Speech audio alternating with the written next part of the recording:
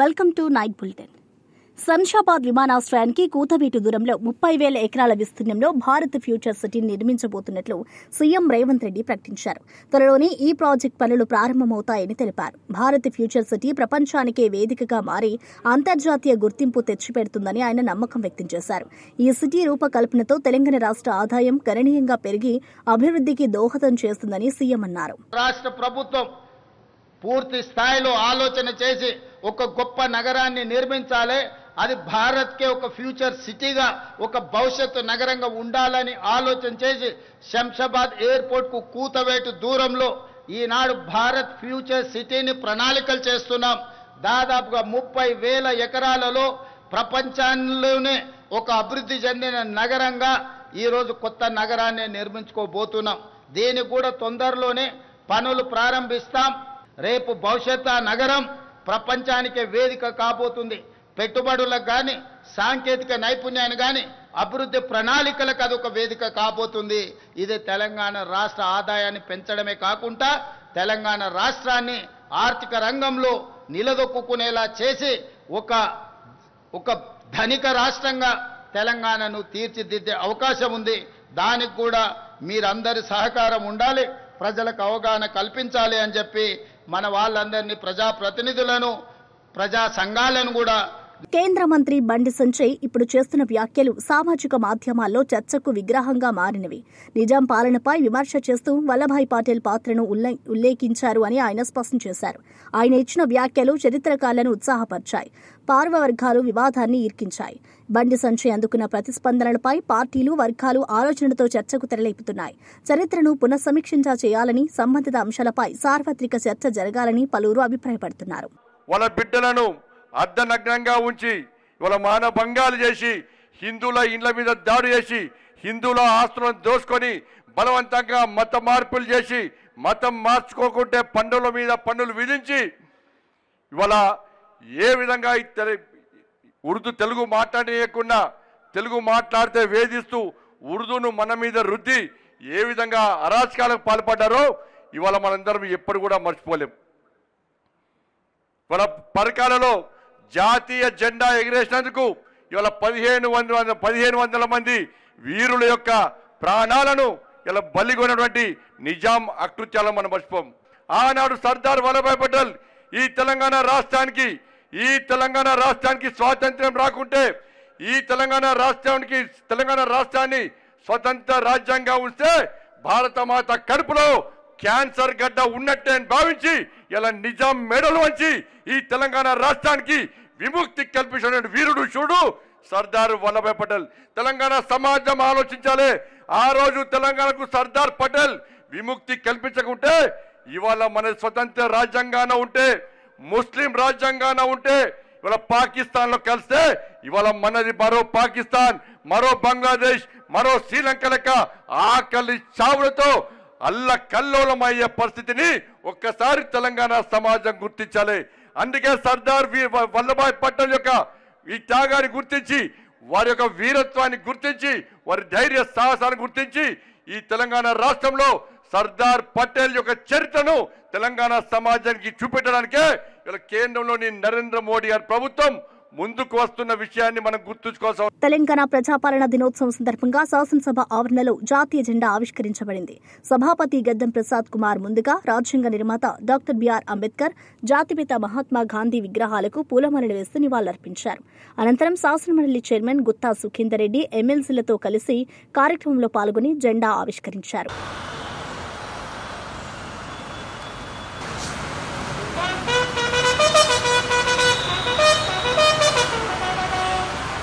Photographer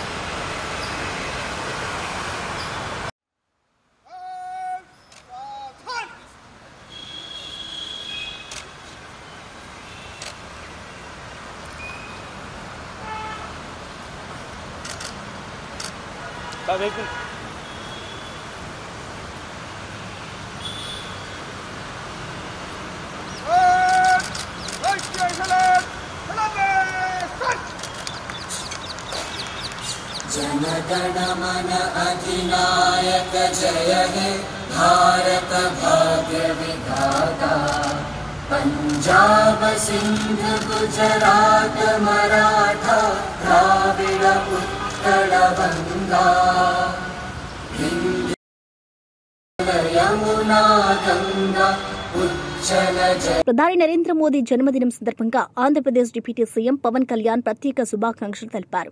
దేశ అభ్యున్నతి కోసం ప్రధాని మోదీ చేస్తున్న కృషి ప్రశంసనీయమని ఆయన అన్నారు. అభివృద్ది పనులతో పాటు భారతీయ సంస్కృతి సాంప్రదాయాలకు మోదీ ఇస్తున్న ప్రాధాన్యం ప్రపంచవ్యాప్తంగా భారత గౌరవాన్ని పెంచిందని పవన్ కళ్యాణ్ పేర్కొన్నారు. He may not speak every Indian language, yet he motivates every Indian from Kashmir to Kanyakumari. On this very special day, I extend my heartfelt birthday wishes to our Honorable Prime Minister, Shri Narendra Modi ji. Modi ji stands today as one of the world's most powerful global leaders, not only for his decisive leadership, but also for his visionary diplomacy and unwavering commitment to shaping the world into a true global village. Vasudhaiva Kutumbakam. He transformed India's image on the global stage with unmatched diplomacy. Under his leadership, India's voice has become stronger in international forums like G20, BRICS, and the United Nations. He strengthened our national security by modernizing the military, enhancing defense preparedness, and by empowering the armed forces with a free hand during crisis, leading decisive actions like the surgical strikes and Operation Sindoor. At home, he took historic steps like abrogating Article 370, resolving the Ram Mandir issue, ending triple talaq, and honoring ordinary citizens through Padma Awards in truest spirit of democracy. Post-independence, he stands as one of the Bharat's strongest prime ministers, embodying the true spirit of nationalism by upholding the values of Constitution, preserving our culture and heritage, while driving India forward through the technology, space exploration, digitization, and the power of social media, making our nation one of the fastest advancing in the world.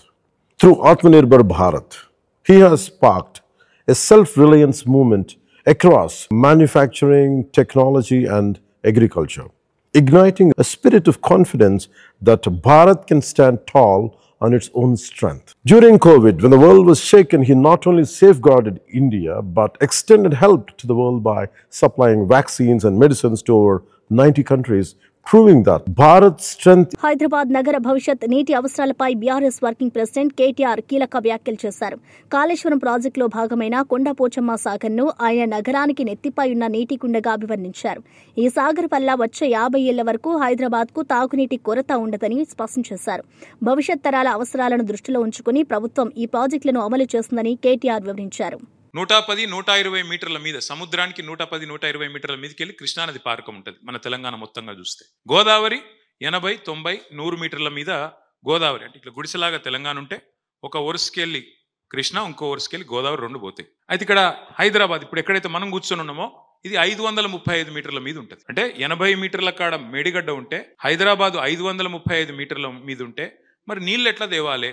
హైదరాబాద్కైనా మార్గ మధ్యంలో ఉండే వివిధ జిల్లాలకైనా ఏ ప్రాంతానికైనా నీళ్ళు ఎట్లా దేవాలంటే ఒకటే మార్గం. ఒక రైతు ఇవాళ తెలంగాణ రాకముందు, కేసీఆర్ గారు ముఖ్యమంత్రి కాకముందు తన పొలంలోకి నీళ్లు తెచ్చుకోవాలి అంటే, ఎందుకంటే కాంగ్రెస్ వాళ్ళు ఎన్నడూ పెద్దగా ఈ విషయంలో, ఈ రంగంలో, సాగునీటి రంగంలో పెద్దగా పని చేయలేదు. ఎప్పుడో కాకతీయులు కట్టిన చెరువులు, ఆసఫ్ జాహీలు ఆనాడు వాళ్ళు కట్టిన కొన్ని చెరువులు తప్ప, మరి నిజాం సాగర్ లాంటి ప్రాజెక్టులు తప్ప ఉమ్మడి ఆంధ్రప్రదేశ్లో పెద్దగా మనకు మైనర్లో కానీ మేజర్లో జాహీలు ఆనాడు వాళ్ళు కట్టిన కొన్ని చెరువులు తప్ప, మరి నిజాం సాగర్ లాంటి ప్రాజెక్టులు తప్ప ఉమ్మడి ఆంధ్రప్రదేశ్లో పెద్దగా మనకు మైనర్లో కానీ మేజర్లో కానీ పని జరగలేదు. అందుకే రైతులు ఏం చేసినారు? బోర్ల మీద బోర్లేసి, ఒకటే ఒక మూసంపల్లి అనే ఊరిలో ఒక రైతు రామరెడ్డి గారు 57 బోర్లు వేసిన పరిస్థితి. బోర్లు ఎందుకు వేస్తారు? కింద ఉన్న భూగర్భంలో ఉన్న నీళ్లను పైకి లాగడానికి, నీళ్లు లాగి తమ పంటను సాగు చేసుకోవడానికి. ఎట్లయితే ఒక రైతు బోరేసి కిందికి వెళ్ళి నీళ్లు పైకి లాగుతాడో, 100 మీటర్లు లేదా 100 ఫీట్లు, 200 ఫీట్లు, 800 ఫీట్లు పైకి గుంచుతారో, అట్లాగే కేసీఆర్ గారు కూడా 80 మీటర్ల మీద ఉన్న గోదావరి నదిని, ఎక్కడైతే కాళేశ్వరం దగ్గర నీళ్ళు ఎక్కడైతే ఉన్నాయో వాటిని ఒడిసిపట్టి ఒక్కొక్క రోజు 1 కాదు 2 కాదు 3 టీఎంసీల నీళ్లు. 3 టీఎంసీలు అంటే మీ అందరికీ అందాజ కోసం చెప్తున్నా. మీరందరూ ట్యాంక్ బండ్ చూసే ఉంటారు, హుసేన్ సాగర్ చూసే ఉంటారు. Hussain Sagar capacity 1 TMC. అంటే అమరావతి మండలం ధరణికోటలో డిజిటల్ స్మార్ట్ క్లాస్ రూమ్స్ ను ప్రారంభించారు. ఈ కార్యక్రమంలో టీచ్ ఫర్ చేంజ్ సంస్థ అధినేత్రి సినీ నటి మంచు లక్ష్మి ప్రత్యేక అతిథిగా పాల్గొన్నారు. ఆధునిక సాంకేతికతతో సజావుగా బోధన సాగేందుకు ఈ స్మార్ట్ క్లాస్ రూమ్స్ ఎంతగానో దోహదం చేస్తాయని ఆమె పేర్కొన్నారు. విద్యార్థులు కొత్త పద్ధతుల్లో నేర్చుకునే అవకాశాన్ని పొందుతారని, గ్రామీణ ప్రాంతాల్లో కూడా ఈ విధమైన సౌకర్యాలు అందుబాటులోకి రావడం శుభపరిణామని అన్నారు. నాకు చాలా చాలా చాలా సంతోషంగా ఉంది ఈరోజు ధరణికోట శివాలయంలో నాకు అద్భుతమైన దర్శనం దొరకడం. అండ్ ఇక్కడికి వచ్చి 10 గ్రామాల్లో 10 స్కూల్స్ తీసుకున్నామండి మేము టీచ్ ఫర్ చేంజ్ ద్వారా. మెగా టీచ్ ఫర్ చేంజ్ అని ధరణికోట నుంచి వచ్చిన ధరణి గారు ఆయన కంపెనీ పెగా సిస్టమ్స్ ద్వారా మేము ఈ 10 స్కూల్స్ తీసుకోవడం జరిగింది. అండ్ ఇక్కడే కాదు, మేము శ్రీకాకుళం, తిరుపతి, ఆంధ్రాలోనే కాదు, తెలంగాణలోనే కాదు, కర్ణాటకలోనే కాదు, తమిళనాడులో, సో 4 స్టేట్స్లో మేము ఉన్నాము. అండ్ ఇప్పుడు ఈ డిస్ట్రిక్ట్కి రావడం, మన అమరావతికి వచ్చి చేయడం నాకు చాలా చాలా చాలా సంతోషంగా ఉంది. ఇది పునాది మటుకే, ఇక్కడి నుంచి మేము ఇంకా చాలా చాలా చేస్తాము. మిమ్మల్ని అందరినీ కూడా అప్పుడు పిలుస్తాము. So thank you very much. Andhra Pradesh రాష్ట్రానికి ఇంత దగ్గరలో ఉన్నటువంటి మండలంలో ఉన్న స్కూల్స్ని అభివృద్ధి చెందితే అక్కడ పిల్లలకి వచ్చే కంపెనీలు కానీ ఇన్వెస్టర్స్ కానీ ఏదైతే ఎటువంటి ఎడ్యుకేషన్ అయితే కోరుకుంటారో ఒక 10 ఏళ్ళు 15 ఏళ్ళు 20 ఏళ్ళ తర్వాత ఎలా ఉంటుంది అని చూడడానికి ఈ టీచ్ ఫర్ చేంజ్ ప్రోగ్రామ్ అనేది చాలా హెల్ప్ అవుతుంది. సో మా పెగా సంస్థ ద్వారా మేము ఈ ప్రోగ్రామ్ని ఆల్మోస్ట్ ఒక 11 ఏళ్ళ నుంచి కంటిన్యూ చేస్తున్నాము. కానీ ఈ మండలానికి రావడం ఈ సంవత్సరం మొదలు. కానీ ఇందాక లక్ష్మి గారు చెప్పినట్టు ఇది మొదటి అడుగు మాత్రమే. ఇంకా చాలా చేయొచ్చు. 600 మంది స్టూడెంట్స్కి హెల్ప్ అవుతుంది. ఇంగ్లీష్ బాగా మాట్లాడగలిగి, ఇంగ్లీష్ బాగా చెప్పగలిగితే వాళ్ళకున్న ఆల్రెడీ ఉన్న తెలివితేటలతోటి వాళ్ళు ఎక్కడికి వెళ్ళగలుగుతారనేది ఇంకా మనం అంచనా వేయగలుగుతాం. సో ఇది చాలా ఈ మండలం అభివృద్ధికి హెల్ప్ అవుతుందని నేను నమ్ముతున్నాను. దీనికి చాలా హెల్ప్ చేసినటువంటి ఎమ్మెల్యే ప్రవీణ్ గారికి చాలా చాలా థ్యాంక్స్. ఈ స్కూల్ యాజమాన్యం కానీ చాలా కష్టపడితే కానీ ఈ పని అవ్వదు. ఇది మనం ముందుకు తీసుకెళ్తే అందరికీ ఉపయోగపడుతుందని కోరుకుంటున్నాను. Thank you. ఎన్టీఆర్ భవన్ అమరావతి నుండి మీడియాతో మాట్లాడిన మంత్రి కొల్లు రవీంద్ర వైఎస్సార్ కాంగ్రెస్ పార్టీపై తీవ్రస్థాయిలో విమర్శలు గుప్పించారు. అబద్దాలే వైసీపీ జెండాగా మారాయని ఆయన వ్యాఖ్యానించారు. ప్రజల్లో విద్వేషాలు రెచ్చగొట్టడమే జగన్ అజెండాగా స్పష్టమవుతుందని అన్నారు. గతంలోనూ జగన్ నాయకత్వం ప్రజల్ని మభ్యపెట్టే ప్రయత్నాలు మాత్రమే చేస్తుందని, అభివృద్ధి లేదా సంక్షేమం కంటే కలహాలకే ప్రాధాన్యం ఇచ్చిందని మంత్రి ఆరోపించారు. ఈరోజు వైసీపీకి ఉన్నటువంటి సిద్ధాంతమే అబద్ధాలు చెప్పడం, విషప్రచారం చేయటం. మరి గతంలో మనం చూసాం వాళ్ళ యొక్క సంస్కృతి, సంస్కారం. ప్రభుత్వంలో ఉన్నప్పుడు ప్రజా వ్యతిరేక నిర్ణయాలు కోర్టులు తప్పుపడితే జడ్జిల మీదే తప్పుడు కామెంట్లు పెట్టించడం, సోషల్ మీడియా వేదికగా ఇష్టం వచ్చినట్లు అసత్య ప్రచారాలు చేయటం, సొంత బాబాయ్ హత్య జరిగితే ఆ హత్య ఎవరు చేశారో ఇవాళ అందరికీ తెలుసు. నారాసుర రక్త చరిత్ర అంటూ విష ప్రచారం చేశారు ఆ రోజు. ఇవాళ అవన్నీ కూడా బయటకు వచ్చి సొంత చెల్లిని, బాబాయ్ కూతుర్ని, ఎలాంటి వాళ్ళ క్యారెక్టర్ మీదే అసాసినేషన్ చేసినటువంటి సందర్భం చూస్తే ఇంతకంటే నీచమైనటువంటి వ్యక్తులు ఎవరు ఉండరేమో ఈ ప్రపంచంలో నాకు తెలిసాక. సొంత బాబాయిని హత్య చేయించారు. ఆ హత్య నెపాన్ని ముందుగా నారాసుర రక్త చరిత్రను చంద్రబాబు నాయుడు గారు వేయాలని ప్రయత్నం చేశారు. తర్వాత వాస్తవాలు బయటకు వచ్చి మాట్లాడిందని చెప్పి బాబాయ్ చెల్లి మీదే మరి వాళ్ళ భర్తే చేశాడని చెప్పి ప్రచారం చేశారు. సొంత చెల్లి మీద చూసాం ఆ సోషల్ మీడియాలో సాక్షిగా ఎంత దారుణంగా వాళ్ళు చేసినటువంటి సందర్భాన్ని చూసాం. పింక్ డైమండ్, తిరుమల తిరుపతి దేవస్థానంలో పింక్ డైమండ్ గురించి మరి ఎలాంటి రాజకీయాలు చేస్తారో చూసాం. చివరికి అది చంద్రబాబు నాయుడు గారు ఇంట్లో ఉందని చెప్పి ప్రచారం చేశారు. ఒక ఫేక్ వైసీపీ పార్టీ అంటేనే ఒక ఫేక్ పార్టీ. తర్వాత కోర్టులో మరి కోర్టులో వేస్తే మళ్ళీ అది విత్డ్రా చేసుకోవడానికి వాళ్ళే గవర్నమెంట్ రాగానే వాళ్ళు చేసినటువంటి పరిస్థితి. ఇవాళ గౌరవ ముఖ్యమంత్రి ఎమ్మెల్సీ భూమిరెడ్డి రామ్ గోపాల్ రెడ్డి మీడియా సమావేశంలో వైఎస్ జగన్ ప్రభుత్వంపై తీవ్ర విమర్శలు చేశారు.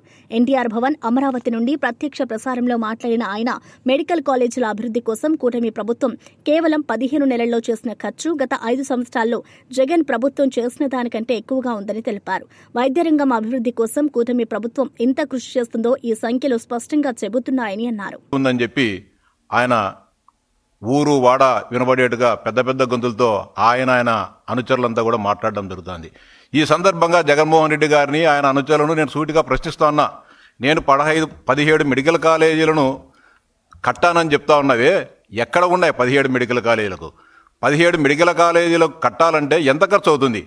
17 మెడికల్ కాలేజీలు కట్టాలంటే ఇప్పటి అంచనా ప్రకారం దాదాపు 8,500 కోట్ల రూపాయలు ఖర్చు చేస్తే కానీ 17 మెడికల్ కాలేజీలు పూర్తి కావు. కానీ అవి పూర్తి కావాలంటే ధరలకు అనుగుణంగా మళ్ళీ 1,000-2,000 కోట్లు ధరలు పెరిగే పరిస్థితి ఉంది. ఎస్టిమేట్లు కూడా పెరిగే అవకాశం ఉంది. కానీ మీరు ఖర్చు పెట్టింది ఎంత? కేవలం 1,451 కోట్లు మాత్రమే ఖర్చు పెట్టి 8,500 కోట్ల రూపాయలు ఖర్చు పెట్టాల్సింటే 1,451 కోట్ల రూపాయలు ఖర్చు పెట్టి నేను 17 మెడికల్ కాలేజీలు పూర్తి చేశానని చెప్పి సిగ్గు ఎగ్గు లేకుండా మాట్లాడుతున్నాడు జగన్మోహన్ రెడ్డి. ఈ 1,451 కోట్లలో కూడా కేంద్ర ప్రభుత్వం ఇచ్చింది 975 కోట్లు.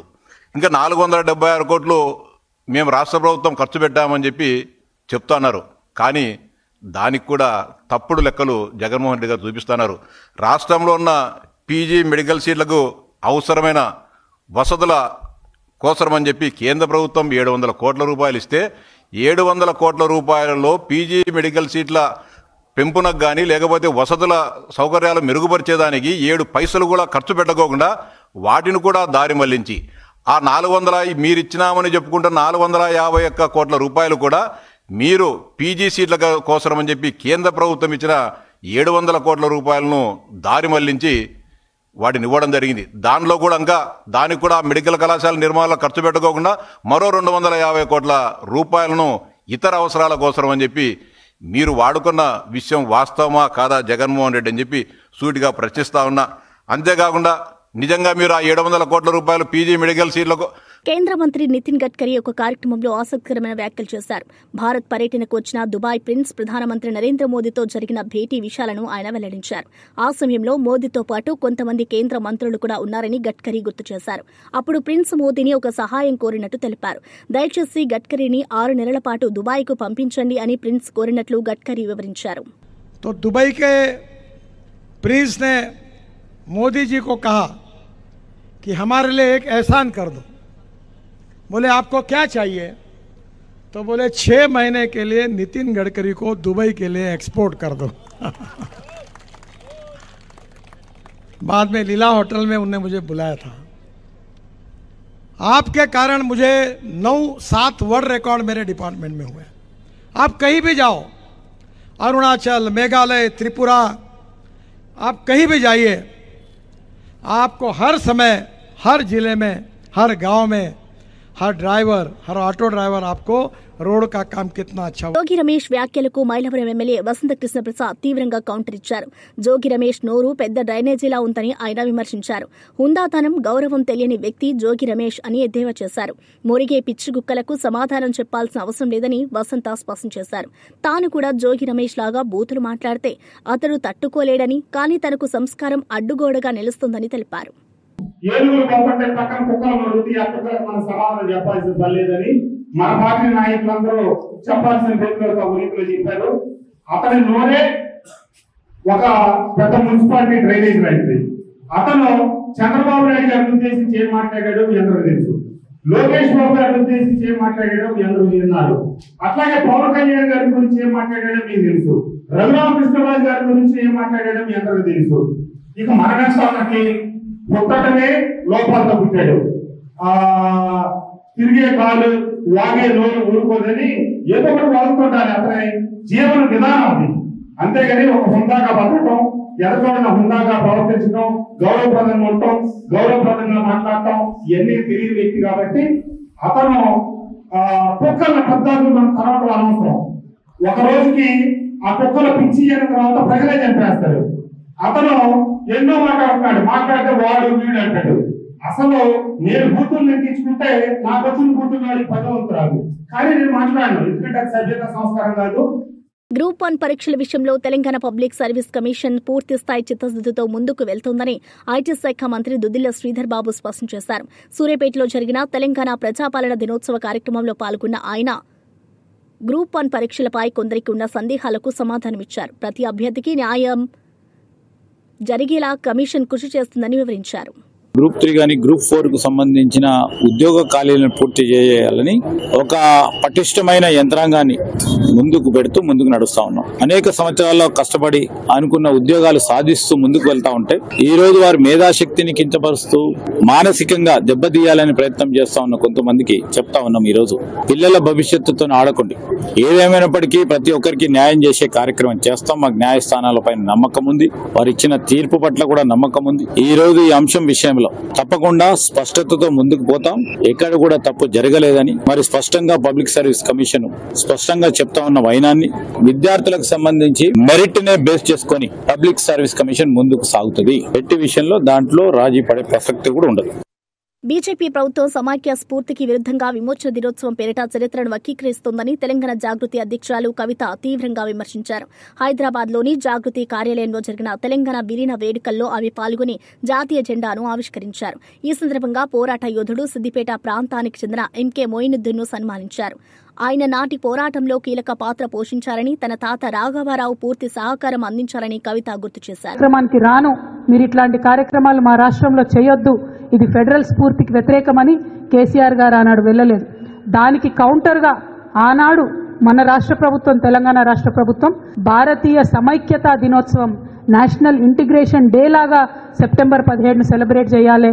మన తెలంగాణ సంస్థానం హైదరాబాద్ స్టేట్ మొత్తం కూడా ఇండియన్ యూనియన్లో విలీనమవుతున్నటువంటి సందర్భాన్ని రాచరికం నుంచి ప్రజాస్వామ్యం వైపు మొనార్కీ టు డెమోక్రసీ ట్రాన్సిషన్గా చూసినంత తప్పితే అది రిలీజియస్ ఫైట్ కాదు అనే విషయాన్ని అందరం కూడా గమనించుకోవాలి. ఇవాళ రేవంత్ రెడ్డి గారి ప్రభుత్వాన్ని కూడా నేను సూటిగా ప్రశ్నిస్తా ఉన్నాను. మీరు ఈ అంశం మీద కేంద్ర ప్రభుత్వానికి లేఖ రాయండి, కొట్లాడండి. They have no right to come here and change our history. It is against the federal spirit. I appeal to the central government. You cannot continue these celebrations. It is not a religious fight. It was poor people's fight against the atrocities of the zamindari system in Telangana existing at that point of time. You should understand the history. Kindly do not distort the history of Telangana. ఈ అంశాన్ని మనం గుర్తుపెట్టుకొని తెలంగాణ అస్తిత్వ పరిరక్షణ కోసం పనిచేసేటటువంటి తెలంగాణ జాగృతి లాంటి సంస్థలు ఆ యొక్క వైఖరిని వ్యతిరేకించాలి. సెప్టెంబర్ 17వ తేదీ చరిత్రలో అత్యంత ముఖ్యమైన రోజు అని, అప్పటి హైదరాబాద్ రాష్ట్రాన్ని భారత సైన్యం ఆకృత్యాల నుండి విముక్తి కల్పించిందని ప్రధానమంత్రి నరేంద్ర మోదీ గుర్తు చేశారు. మధ్యప్రదేశ్లోని దార్లో పీఎం మిత్ర మెగా టెక్స్టైల్ పార్కుకు శంకుస్థాపన చేసిన అనంతరం మాట్లాడుతూ 2158 ఎకరాల్లో ఏర్పడనున్న ఈ పార్క్ పత్తి రైతులకు అనేక ప్రయోజనాలు కలిగిస్తుందని తెలిపారు. స్వస్థ్ నారీ సశక్తి పరివార్, రాష్ట్రీయ పోషణ్ మా పథకాలను ప్రారంభించిన మోదీ తల్లులు మరియు స్త్రీల ఆరోగ్యాన్ని తమ ప్రభుత్వ ప్రధాన ధ్యేయంగా పేర్కొన్నారు. भारतीय सेना ने हैदराबाद को अनेकों अत्याचारों से मुक्त कराकर उनके अधिकारों की रक्षा करके भारत के गौरव को पुनः प्रस्थापित किया था. देश की इतनी बड़ी उपलब्धि की, सेना के इतने बड़े शौर्य को कई दशक बीत गए, कोई याद करने वाला नहीं. हमारी सरकार ने उसको अमर कर दिया है. हमने भारत की एकता के प्रतीक इस दिन को हैदराबाद लिबरेशन डे के तौर पर मनाने की शुरुआत की है. हैदराबाद लिबरेशन डे हमें प्रेरणा देता है. मां भारती की आन बान शान से बड़ा कुछ भी नहीं.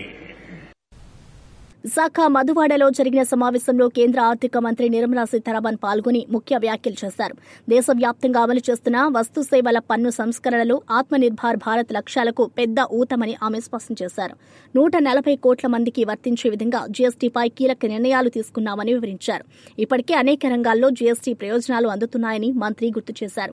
పన్నుల వ్యవస్థను సులభతరం చేసి పారదర్శకతను పెంచి ప్రతి పౌరుడికి ఉపయోగం చేకూరేలా చర్యలు తీసుకుంటున్నామని తెలిపారు.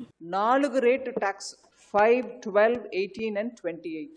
దాని అన్నిటినీ కూడా ఇవాళ 5 and 18 రెండే రేటు ఉంటాయి. 12% ట్యాక్స్. దాంట్ నుంచి 99% ఐటమ్ ఇవాళ 5%కి కొత్త ప్రపోజల్ వెళ్ళిపోయాయి. ఈ 28%లో ఉన్నటువంటి ఐటమ్స్ మీరు చూస్తే 90% ఐటమ్స్ 18కి వచ్చేసాయి. జిఎస్టీ ద్వారా మనకు వచ్చింది ఇన్కమ్. ముందు 2018లో మీరు చూస్తే 7.19 lakh crores వచ్చాయి యాన్యువల్లీ. కానీ 2025లో ఇప్పుడు ఎలా వస్తుంది యాన్యువల్లీ? 22 లక్షం. ఈ 8 yearsలో అంత మళ్ళీ మల్టిప్లై అయింది. అంటే 132% గ్రోత్ ట్యాక్స్ పేయర్స్లో, 207% ఇంక్రీస్ రెసీట్స్లో. So that is the impact of GST. ఇప్పుడు వచ్చే న్యూ జెన్ ట్యాక్స్ ద్వారా మనకు 2 లక్షం కోడి వరకు ఇంజెక్ట్ అవుతుంది ఎకానమీ. జనం చేతిలో డబ్బు ఉంటుంది. 5 ఫిల్టర్స్ పెట్టుకున్నాం యాజ్ అ పాలసీ ఇండికేటర్. ఈ 5 ఇండికేటర్స్ ద్వారా మొత్తం జిఎస్టీ ఎక్కడెక్కడ ఇంపాక్ట్ అవుతుందో అవన్నిటినీ మళ్ళీ అనలైజ్ చేసాం. సిమెంట్ పెయింట్ 30% ఉండింది యూపీఏ టైంలో, ఇవాళ అది 18కి వచ్చింది. టీవీ, ఫ్రిడ్జ్, వాషింగ్ మెషిన్ 30% ఉండింది యూపీఏ గవర్నమెంట్లో, ఇవాళ 18. కాస్మెటిక్స్ 30లో ఉండింది, ఇవాళ 5కి వచ్చింది. రెస్టారెంట్స్ 21% ఉండింది యూపీఏలో, ఇవాళ 5. ఫుట్వేర్ 18% ఉండింది, ఇవాళ 5కి వచ్చింది. శానిటరీ ప్యాడ్స్ 13లో ఉండింది, ఇవాళ 0. అలాగే చాక్లెట్స్ 30% ఉండింది, 18కి వచ్చింది. డిటర్జెంట్స్, టూత్పేస్ట్, షాంపూ, కాఫీ 30 ఉండింది, 5%కి వచ్చింది. మినరల్ వాటర్ 28లో ఉండింది, 5కి వచ్చింది. ప్లైవుడ్, శానిటరీ వేర్ 21కు ఉండింది, 5%కి వచ్చింది. మిఠాయిలు 18కు ఉండింది, 5కి వచ్చేసి. ఫర్టిలైజర్, యూరియా 12లో ఉండేది, ఇవాళ 5కి వచ్చింది. 140 crore citizens will have to benefit. ఈ బెనిఫిట్ అందరికి అందాలండి, అది మన బాధ్యత. ఇవి అప్డేట్స్ చూస్తూనే ఉండండి. మరో బులెటిన్లో మళ్ళీ కలుద్దాం.